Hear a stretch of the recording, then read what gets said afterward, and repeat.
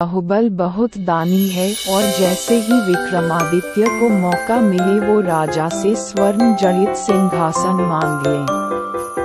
ये स्वर्ण जड़ित सिंहासन भगवान शंकर ने राजा को भेंट दिया था। वह सिंहासन राजा विक्रमादित्य को सम्राट बना सकता है। फिर विक्रमादित्य राजा बने और अपने राज्य और प्रजा का पूरा ध्यान रखने लगे। हर तरफ उनकी जय जयकार होने लगी। एक दिन राजा विक्रमादित्य शिकार करने जंगल गए। उस जंगल में जाने के बाद राजा विक्रमादित्य को बाहर निकलने का कोई रास्ता नहीं दिख रहा था। इतने में उनकी नजर एक खूबसूरत महल पर पड़ी। वो अपने घोड़े पर सवार होकर उस महल में पहुँचे। वो महल राजा बाहुबल का था। राजा विक्रम जैसे ही वहां पहुंचे तो वहां के दीवान ने राजा विक्रमादित्य को कहा कि वो बहुत मशहूर राजा बनेंगे, लेकिन उसके लिए राजा बाहुबल को उनका राजतिलक करना होगा।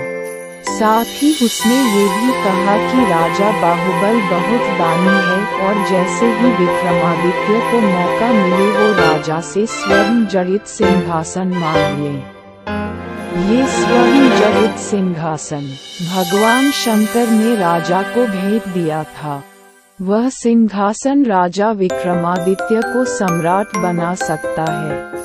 राजा बाहुबल ने विक्रमादित्य का अतिथि सत्कार और राज तिलक किया। इस दौरान विक्रमादित्य ने सिंहासन की मांग की और राजा बाहुबल ने विक्रमादित्य को उसका सही हकदार समझते हुए बिना संकोच सिंहासन दे दिया।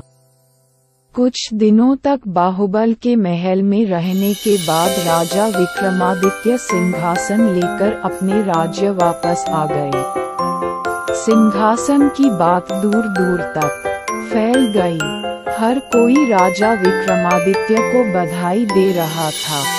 इतना सुनाते ही पुतली रत्नमंजरी ने कहा कि राजा भोज, अगर ऐसा कोई काम आपने नहीं किया है तो आप इस सिंहासन पर बैठ सकते हैं। ये कहने के बाद पहली पुतली रत्नमंजरी उड़ गई। ये सुनकर राजा भोज ने उस दिन सिंहासन पर बैठने का फैसला टाल दिया और सोचा कि अगले दिन आऊंगा और सिंहासन पर बैठूंगा।